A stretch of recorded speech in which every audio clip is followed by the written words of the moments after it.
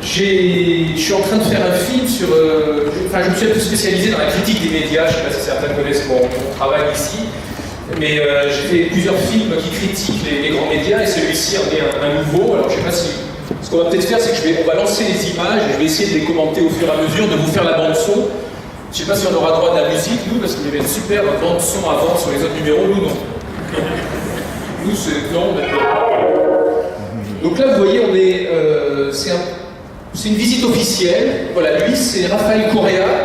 C'est le président équatorien, et vous n'en avez sûrement pas entendu parler lorsqu'il est venu voir François Hollande à l'Élysée il y a maintenant 3 mois. Rafael Correa, c'est un des présidents de gauche latino-américains. C'est ceux qui essayent d'avoir des politiques progressistes, pas forcément comme François Hollande. Donc le voilà à l'Élysée le 5 ou 6 novembre 2013. Et vous n'avez absolument pas entendu parler de cette visite dans les grands médias. Sauf, voilà, il est passé à la Sorbonne, l'université de la Sorbonne, il a donné une conférence, il y avait 800 personnes, plus de monde qu'ici au cirque, mais bon, des gens qui sont restés dehors. Il a expliqué lors de cette conférence pourquoi la France et l'Union européenne couraient à la catastrophe avec les politiques d'austérité que mènent nos gouvernements, comme celui de François Hollande, comme celui de Merkel, comme ceux de Rajoy en Espagne.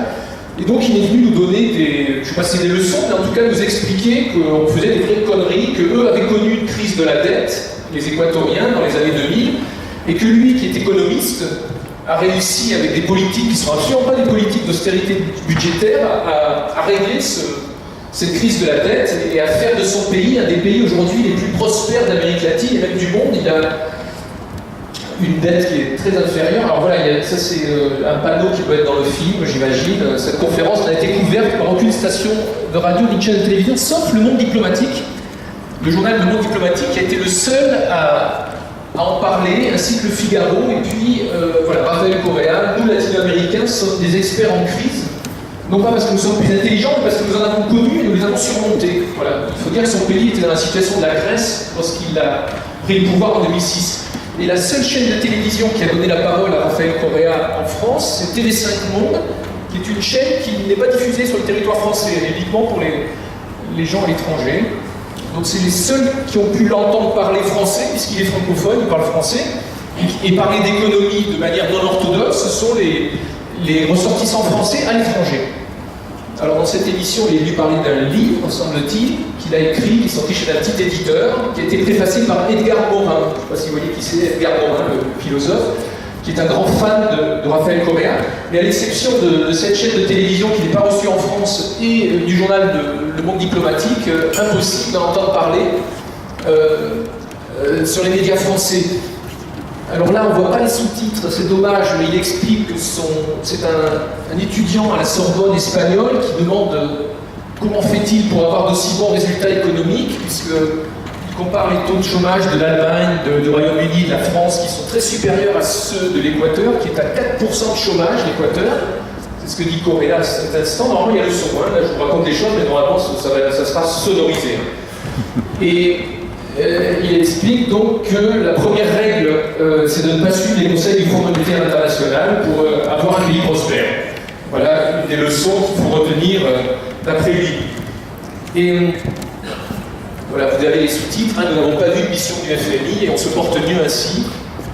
Je ne sais pas pourquoi on ne lit pas tout complètement, mais peut-être que le système n'est pas tout à fait au point là sur votre vidéoprojecteur. Voilà, bon, enfin bref, il fait sa propagande, il explique comment ils ont réduit la pauvreté, comment ils ont... voilà. Il y a même un journal de droite colombien, Colombie c'est plutôt à droite, un journal de droite colombien qui a titré sur le miracle équatorien. Tout ça, vous n'en avez pas entendu parler en France.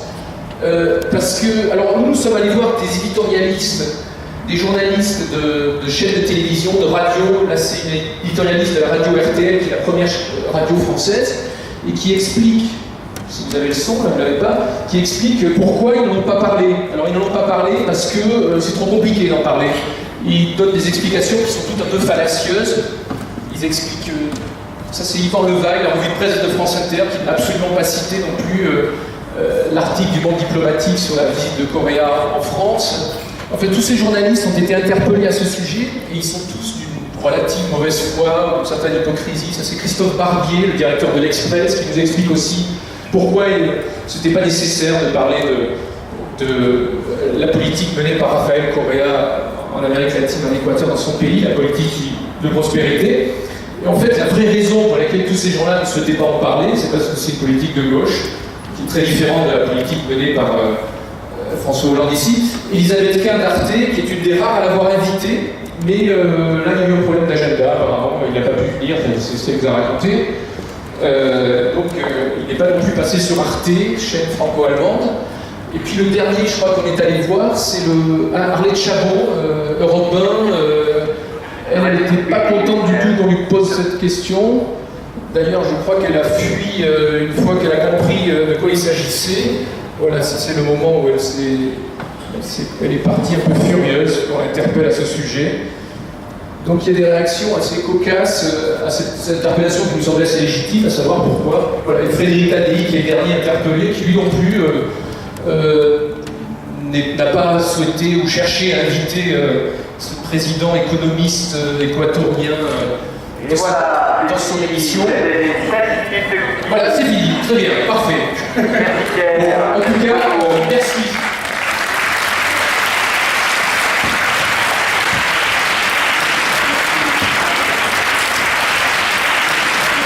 C'est parce qu'on ne donne pas à boire à un âne qui n'a pas soif. Donc vous, ici, spectateurs, vous n'avez pas soif.